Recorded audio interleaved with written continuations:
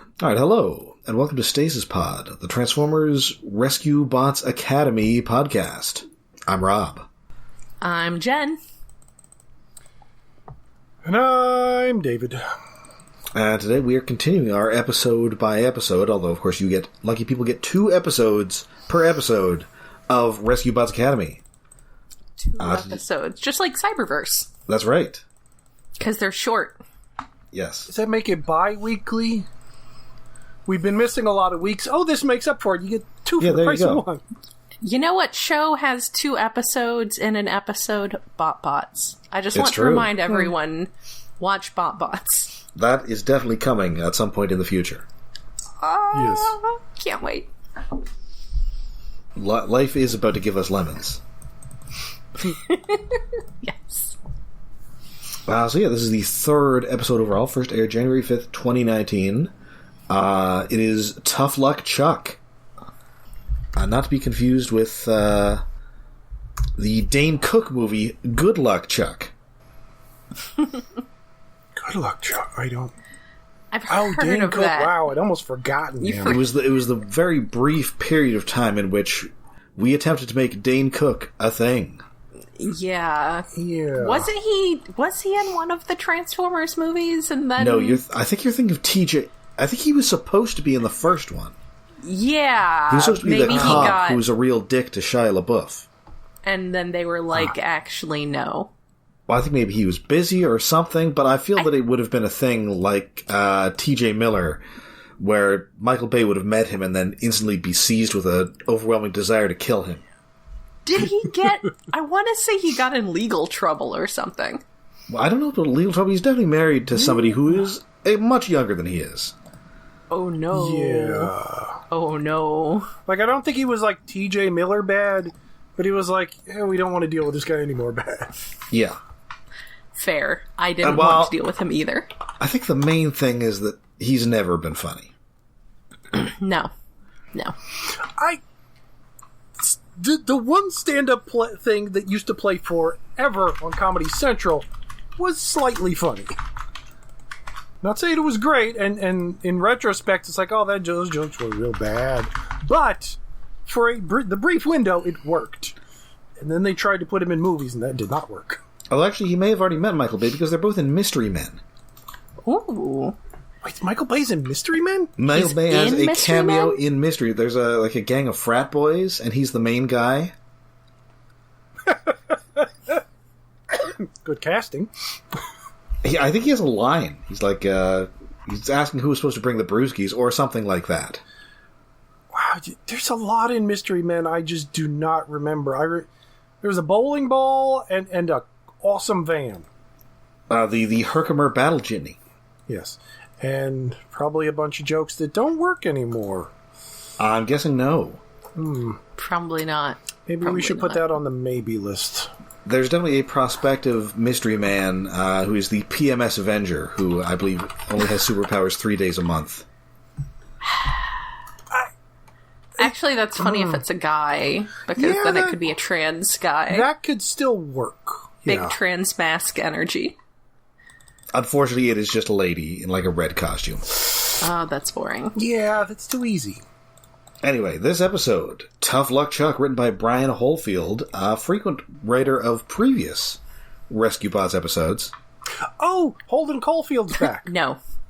Yes, you will recall him as... he also served as the model for the guy who owned a pet flobster. Oh, okay. Okay, cool.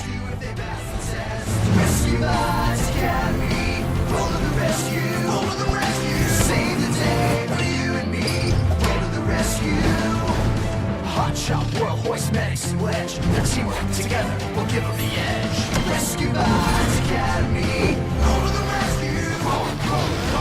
Go, out. So the bots are you recall our setup. We got our main bots here, who are sort of like kids, and they're trained to be rescue bots. Again, lots of questions about Transformer, like, maturity and, like, are they kids? What makes them kids? Like when they're micromasters that are kids, and it's like, are they small because they're kids? What's going on here? Yeah. Are they going to grow up? This sort of does give us, like, what their normal vehicle scale is. Yeah, are they going to grow up? Or at least according to the grid, we see, like, they're sort of squished subcompacts, but they're not as excessively small as their designs imply. I have so many questions. Unless the hologram road is scaled to fit them. Oh, Hologram Road. I love that song from National Lampoon's Vacation. Hologram Road. No. I love all these questions about Transformer physiology that never get answered. At least I like when people are like, where do baby Transformers come from? And you point them at the TF Wiki page on reproduction, and they're like, never mind. Yeah, it's so complicated. How much time do you have? An hour? Great. Which timeline? How long does it take? Well, the Transform pregnancy doesn't exist, but how long does it take from a spark budding to becoming something? We don't know. Despite James Roberts' best efforts, Transformers pregnancy doesn't exist. I mean, budding is the only thing we have a solid grasp on, and that one's gross. It's true. Yeah. And also eventually produces like a giant swarm of evil. Oh, yeah, you don't really want you the probably shouldn't Transform do of that evil. one. That's not ideal. No.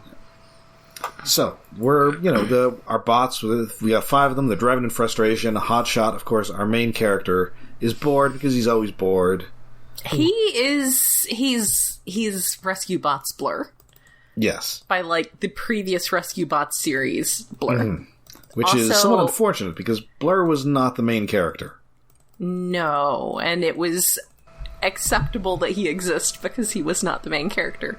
Also, Wedge's alt mode continues to be extremely adorable, and I enjoy seeing it a lot. It's true. See that cute little bobcat-looking thing, and just all the dopamine. So, Hotshot decides that he's going to take a shortcut, and then straight up kills a guy. Yeah! Yes.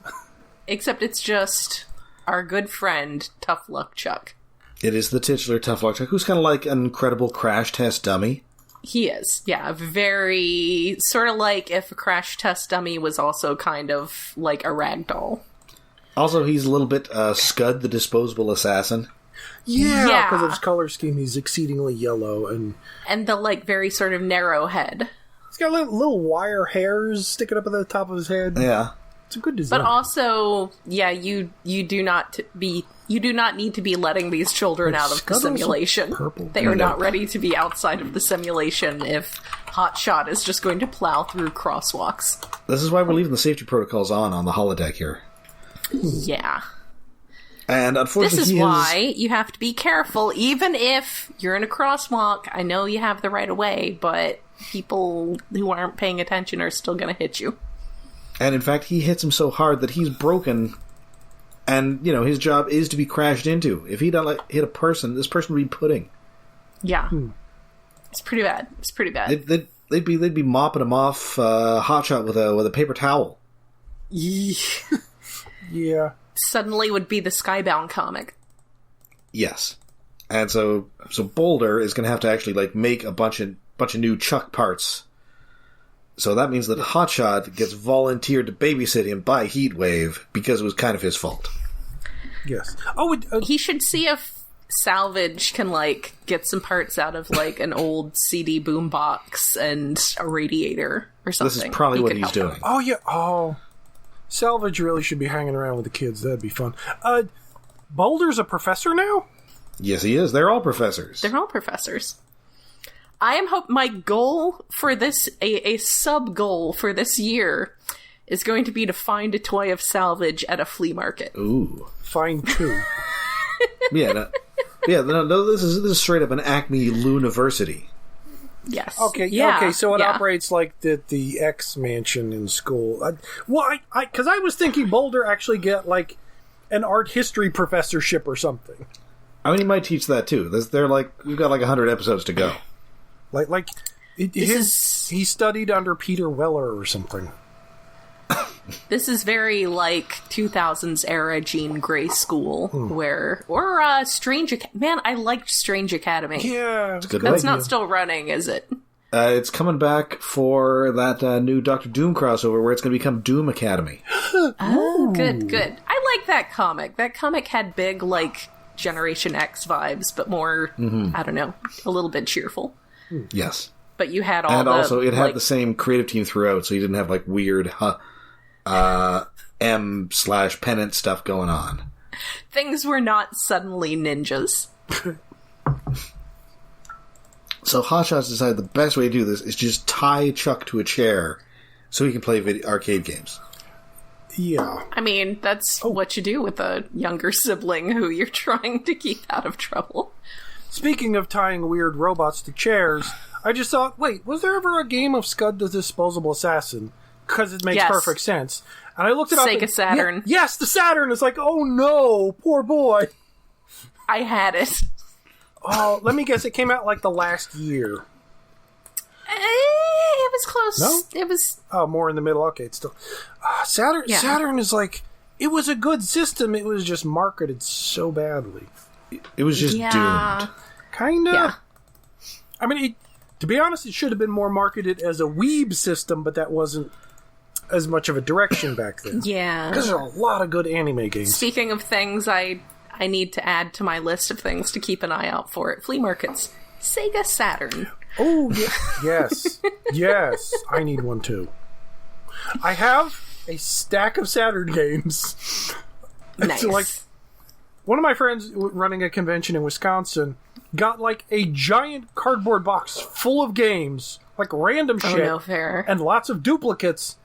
And I got some of the duplicates. Nice. But I've never gotten a Saturn. Nice. Oh, that's sad. I think I have to modify it because a couple of them are Japanese, but yeah. I did not have a Saturn. I just lived with someone who had a Saturn. So Anyway, back to episode. Yeah, so he gets out. Hotshot does not notice this, but Hotshot does try to Tom Sawyer Whirl into looking after him instead. Yeah. I kind of feel like this... I mean, I guess it doesn't, like, continue thematically, but I do kind of feel like the show is pushing the idea of teamwork, including, like, carrying your least useful member. And I don't know how I feel about that as the person who does not like to do group projects anymore because I knew better. I never liked group projects. Yeah. No. The closest I get to group projects is playing Marvel Rivals right now. I once, when I was looking into starting to raid in World of Warcraft, one of my friends took me aside and was like, you do realize that that's going to require getting along with 9 other people, right? Yeah. But nope, Whirl decides that teamwork means helping Hotshot out here. Yes. Because she's too good for this world. Teamwork makes the dream work. Yes. And the dream is not getting yelled at by Heatwave because we lost your dummy. I mean, fair. So he's wandering off. Eventually, Wedge and Hoist find him in the ground bridge room. Oh, wait, where is the bit where Whirl goes on a tangent about lava sharks and fire breath and laser eyes? Right. That's he says, you know, when And that was... Yes, when she realizes that Good Luck Chuck is missing, that he could fall into, what did she say, like a garbage disposal? a trash compactor, only it has sharks inside it. A trash compactor. And they have lava breath and laser eyes. And laser Yeah, and it's sharks. And it's just like... It's like she was making up Sharkticons, only crazier. I enjoy her penchant for hyperbole. I do like that Whirl is slightly crazy. Yes. Yeah. Which She's like, what if Strong Arm had just way too much coffee? Yes. Yeah, she's in the running for my favorite character so far, maybe, even after a few episodes. She's pretty good. Or what if Strong Arm somehow reproduced with blades? Yeah. Yeah. Yes, because Blades is always also imagining, like, things, like, dangers that were not possible. Yeah, I can see that. So anyway, they end up going with they end up chasing Chuck into a Scooby-Doo door scene. Yes. Yes. Oh no, but it involved elevators, so it was more elevator action. Just up and down a glass elevator behind them. It was pretty cute. It's pretty cute. And so he does end up going through to Milford, which I think is this our first? No, this is our first time seeing Milford proper. Wait, was it in the first episode or? I think it was like the woods outside Milford because they were going into like caves. Yeah, I guess this is the first time actually seeing Milford. Although, no, wait, did we see the city next to it in Rescue Bots? I think it was. Forget. I don't think we saw this. No, because we were always wondering where the hell Milford was. Yeah, well, because we were trying to figure out like what state. Oh no, because we didn't actually get the name Milford in that show. No, we just keep saying palm trees, and we thought, are there palm trees in Maine? Because there are palm trees, and they were talking about there was a nearby airport or something, but we didn't see it, and we didn't get the name Milford, which narrowed it down to everywhere there's a Springfield. Yes, but there is one in Maine. Should have built it in Shelbyville. It's better in Shelbyville. I mean, it turns out that one of the Burnses really wanted to marry their cousins. Oh no! Oh no! Anyway, so Chuck ends up in Milford. They indeed find him in a grocery store parking lot. But they do have to tell Heatwave about this, who is of course not thrilled. Oh right, yes. I got screen caps of this because it gave us actual freaking scale for Hotshot. Yes, it's a fully automated grocery store parking lot. Yes, except for one human. Yes, one guy. Yeah, so he is about as tall as a person in vehicle mode and twice the height of a shopping cart in robot mode. So there's one human, and of course Hotshot went right to almost running him down. Yes. Good job, buddy. In an entirely empty parking lot in this of course, slightly high-tech looking city. But it's not so high-tech that they can't just let somebody find Tough Luck Chuck because he is apparently full of alien technology. Yes, and Whirl is, of course, afraid that people will come with pitchforks and torches because, again, I guess that is kind of Blade's energy of having watched movies. Yes. Maybe Blade's just explained it to her that way. This is entirely possible. Like, this is why you can't let the humans see you, is because they'll come with pitchforks and torches. And she's like, oh, okay. So they get Tough Luck Chuck back, Medix is able to fix him, and all is well, and Hotshot promises that he won't do anything stupid until the next episode. This is kind of a fun one, because I think Tough Luck Chuck is amusing in that he randomly spouts safety information whilst malfunctioning. Yes. Like about the importance of wearing a helmet, and that you should affix your own oxygen mask before helping others. And great weird tangent with Whirl. Yes. Whirl's quickly becoming a favorite. Yes. Hotshot, unfortunately, becoming a least favorite. He's getting... It's okay. He'll annoying, but he's not. He'll have competition in a couple episodes. All right. So next up, it is time for episode 4, Whirl'd View. But it's WHIRL''D. I see. Wordplay. First aired January 12th, 2019. Written by Jodie Reynolds. This is her first Rescue Bots episode. She'll go on to do many more. Nice. Hey, this episode is from exactly 6 years ago. Good lord. Ooh. She also wrote for a bunch of live-action kids shows, including Sugartown, Bad Girls, and House of Anubis. Sugartown? I don't know about any of those. House of Anubis? That's live action? Are these all live action? Yeah, I think so. Oh. I vaguely recall I know nothing about any of these. I remember hearing about House of Anubis, and I forget why. Probably some YouTube review or something. I think it had one of the big X-Files writers writing for it. Oh, maybe that was it. It was a good writer. I also blame YouTube for everything. Oh, yeah, because this cast rings no fucking bells. Of course, they're all teenagers, so that makes sense, but... I've heard of Alexandra Shipp, because she played Storm in those later X-Men movies. Oh, okay. Young punk Storm. But I don't know any of these other people. Anyway, so, we are...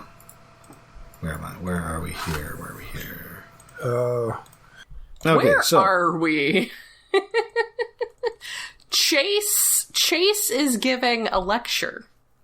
Is where we start here. Unfortunately, Hotshot is typical Zoomer. He's always on his phone. Now, to be fair, Chase giving a lecture has extremely more than meets the eye Ultra Magnus vibes. It's very much that when Magnus was going through the Autobot code with Tailgate. Yes. Of course, well, he's not really on a phone. He's sort of like on a Game Boy kind of thing, playing Cube, of course. He's on like a Tiger handheld. He's just on a tablet. Oh, I guess it was a tablet. Of course, now he's not going to learn that code 589, cat up a tree, 689, bird up a tree, 789, bot up a tree, and the unusual but still possible 889, tree up a tree. Ents. Yes. And I like that the cat, we're illustrating this with, looks like Mr. Pettypaws. Of course. Of course. Who he would use this as an example. Also, one of the codes he mentions is a diamond heist in progress with multiple suspects. I was like, oh, so the crime druids. And I have good news. Mr. Pettypaws will eventually appear on this show. Oh, goody! Excellent. How old is Mr. Pettypaws? Because there's been 2 time jumps. That does raise the question of how long after Rescue Bots this is. Because it's definitely a time jump, because Cody's like 20 or whatever. He's like a teen. He's like a youth. It just means that Mr. Pettypaws was like 2 or 3 years old at the start, and now he's a senior kitty. Yeah, I mean, when my boyhood cat lived to be like 20 years old. Yeah, mine lived to be 19. My girl cat Garfield lived to be 19. Much like Mr. Pettypaws, she was big and white and floofy. Oh, fluffy kitties. Although I guess more of a, what would you call it, a tortoiseshell or a calico? Tortoiseshell is when they don't have any white on them. Okay, so I guess calico. Calico is when they're orange and brown and have white. If you've seen my pictures I posted of my cat Breeze, right? She is a calico. We call her Patches. Of course. Callie and Patches are pretty much the most popular names for calicos.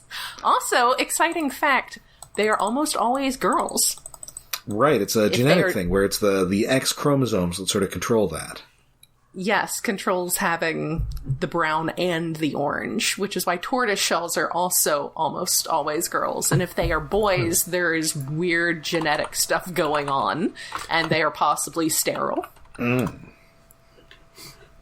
Exciting. Oh, torties are exciting so cute. Cat facts. They are cute. My new house came with a stray tortie who I am trying to coax indoors. But she's got a proper straw insulated cat shelter that I set up for her for now. But I call her Edith, and she likes to hang out outside my window and say hi to my cats. So Maddox is able to persuade them that, or is able to persuade Chase that, this is incredibly boring, and maybe we should actually try a practice rescue or something. And he's like, okay, fine. They do go. They have to. They're going to go out in the field. He's going to make sure that they all have the proper equipment, which means a compass, which only Whirl seems to have. Yes. Yeah, I wouldn't even go on a there and back hike with just a compass. You maybe need some more than that. I don't know, take a Cliff Bar. Well, it's not like they need food and water. Fair. Might need spare energon or take something. A first aid kit. You might fall down a cliff or something. I mean, I guess that's what Maddox is for. Fair. Unless he's the one who falls down the cliff, in which case you're in trouble. Yeah, that would be unfortunate. Anyway, so they get into this sort of wooded area. They find they're supposed to be rescuing some hikers, and the hikers are indeed just barrels with faces on them. You can't. I do like that in the little video simulation thing that Chase showed them at the beginning, the hiker was just the same guy who Hotshot almost ran into in the previous episode. Yes. Yes, because maybe it's the same guy or not. But in, 3 episodes, we've seen more humans in Rescue Bots Academy than we saw all of our last show. It's true.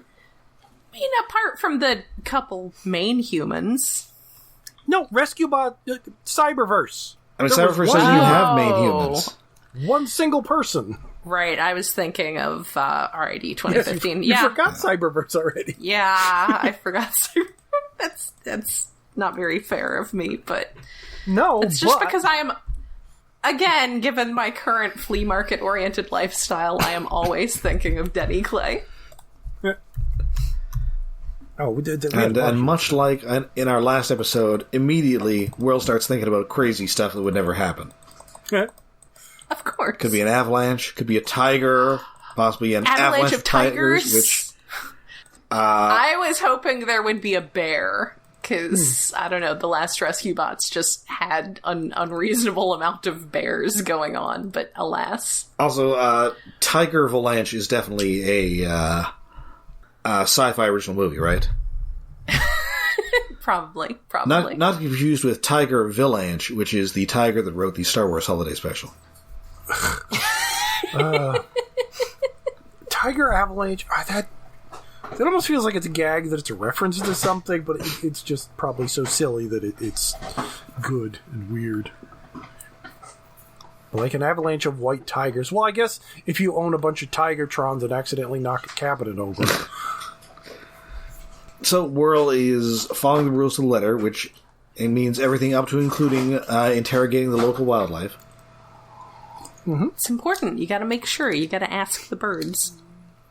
And the squirrels. And then the rest of the bots decide to play tag. So they end up wandering off. So Whirl just finds these abandoned barrels. It starts snowing. And the other 4 just have no idea what they're doing. And much like Alice in Chains, they end up down in a hole and feeling so small. Also, the snow, it piles up really quick. It's a pretty big squall they had there. Mm. Which means we presumably are in Maine. Argus could be like... Oh, no, man. We had a squall like that here last week.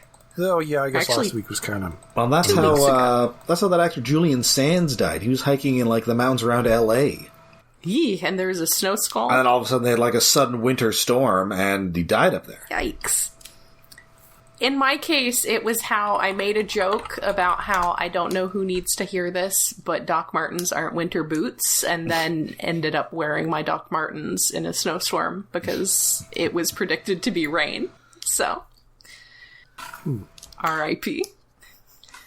So luckily, Whirl is indeed on the case. So she is able to track them down.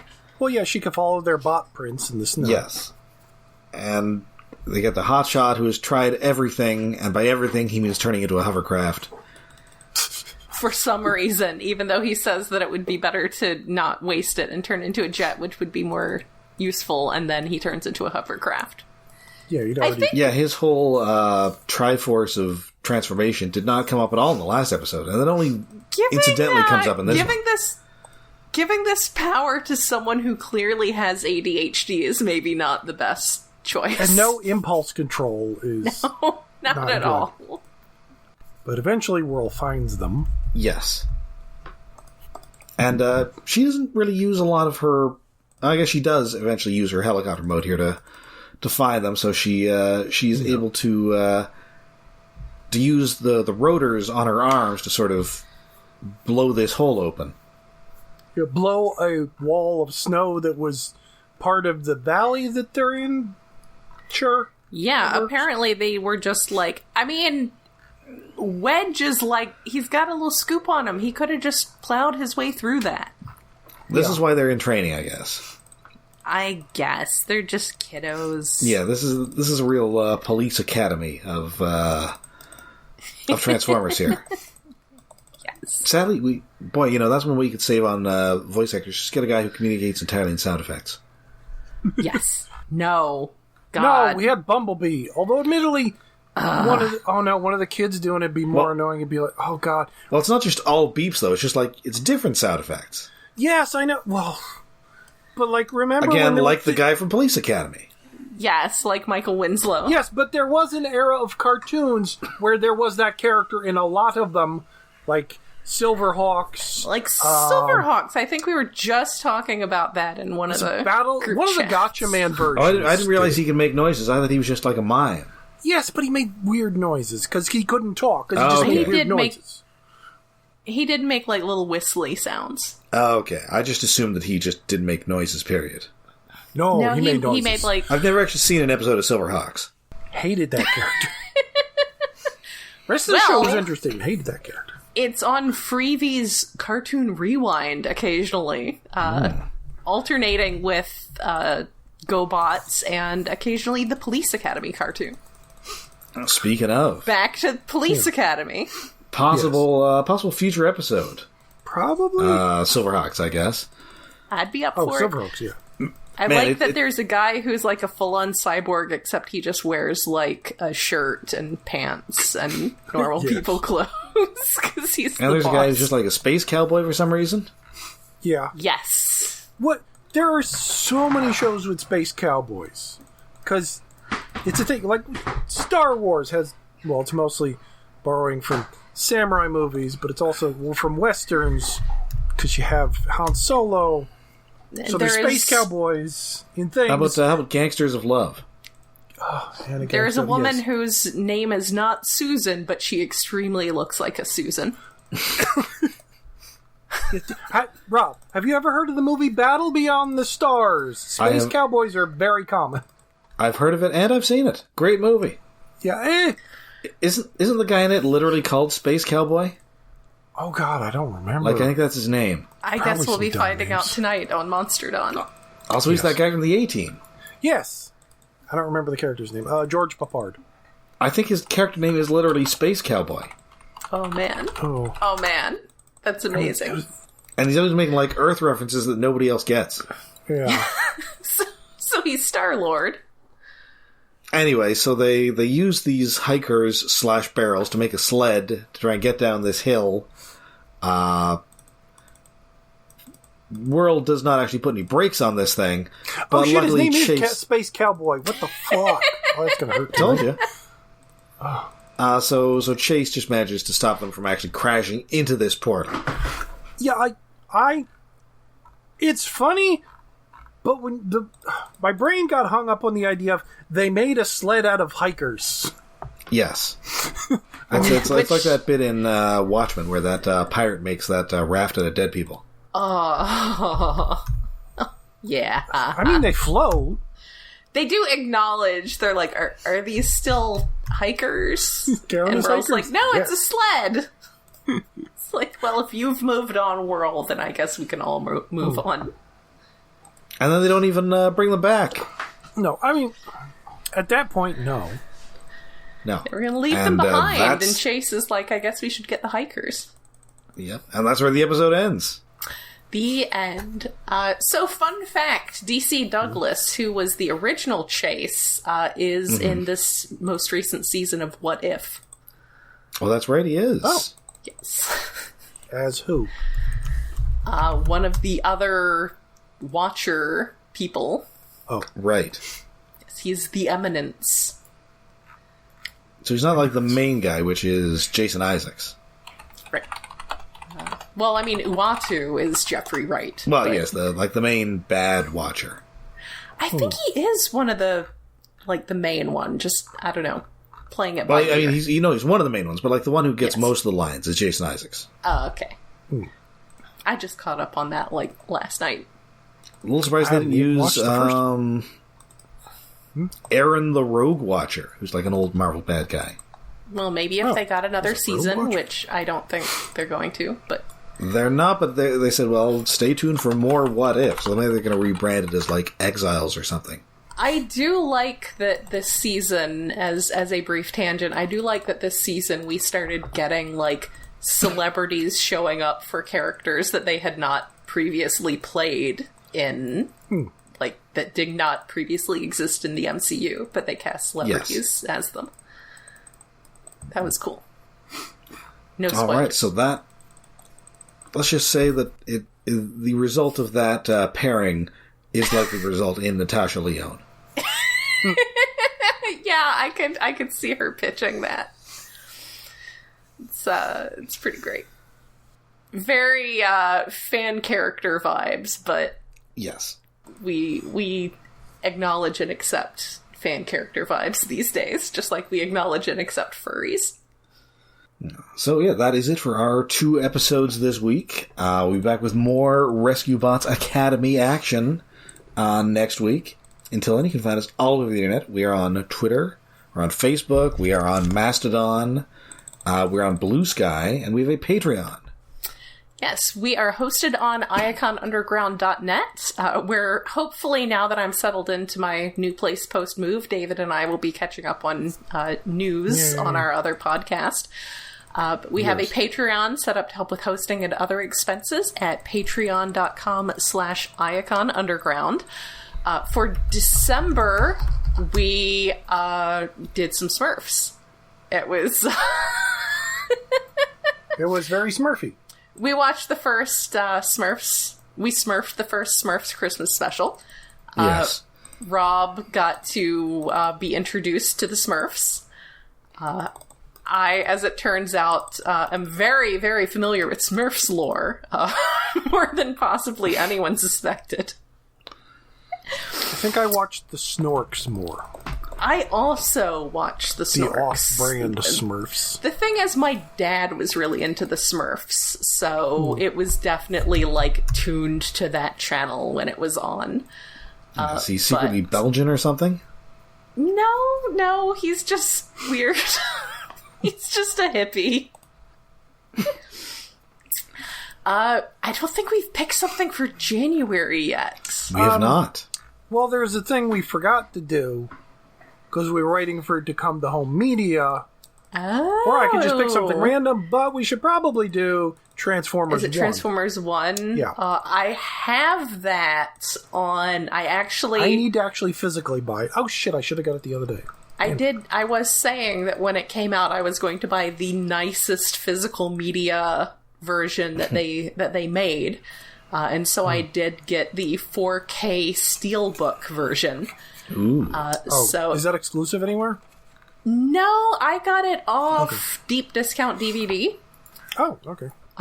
So it's not, I don't know, I mean, I think the Steelbooks tend to be a limited run, so you might want to check stock, but it unfortunately arrived while I was still mid-move and did not have access to any 4K devices, so once I got moved in, it was a whole thing to set up my Xbox and watch that, and this is why I have a 4K TV and a 4K media player. It looks so good.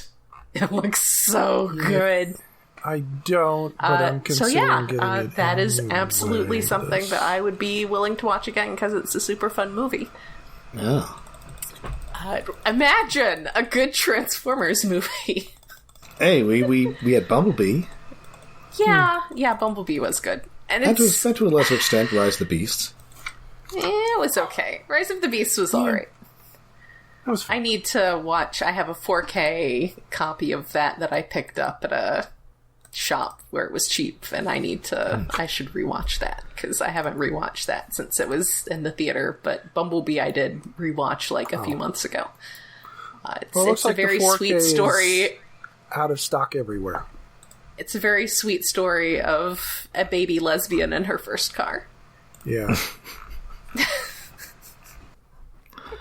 Anyway, but right. That may or may not be what we do for January, but it's looking that way, so I'm up for it. Presumably, unless there's a time crunch and we had to do something else. All right. So until next time, when we execute Plan B, I'm Rob. I'm Jen. Buzz, buzz, buzz, buzz, buzz. And random comic book question. Rob, how long has Luna Snow been around? 7 years or so. Oh, that long? Okay, because she's in the current Marvel Rivals video game. a lot of people are asking, who the hell is she? I'll explain further off the air. It's like, I know she existed because she showed up as, like, she had a limited series or something. This is another thing where it's complicated. Yeah. Oh, wait, wasn't she created to tie in with, like, a cell phone or a phone game or something? Yeah, like a mobile game, because, those are big in Korea. She's, like, Korean. Yeah. Okay, I remember hearing about her. Okay. She's like a pop idol who's also a superhero. Yeah. Of course. Which, like, for the video game is great. Diva from Overwatch. Yeah. But it's just like she exists in this bubble. And anyway. There have been some leaked characters that are even crazier picks. Anyway, I'm David.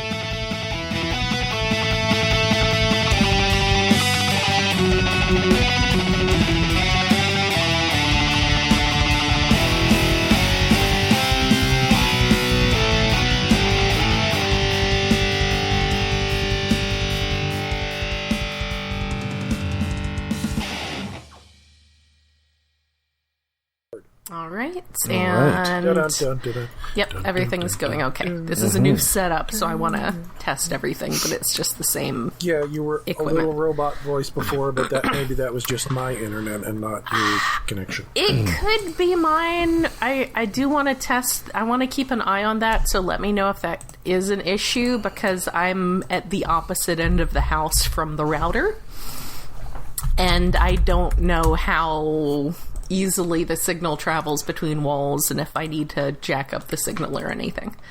So, and I think, but yep, I think I had a bit of robot voice going earlier, but that's because I was singing some Styx. Oh, okay. You're wondering who I am, secret, secret. I've got a secret. I got a Supernaturals guy for $5 at a flea market yesterday. Those are the guys who are like hologram inside them, sort of? Yeah. Yes. Okay. Yeah, oh my, it's gonna be bad. It's gonna be bad, me living with all... I've already bought 2 VHS tapes. It's all real right. bad.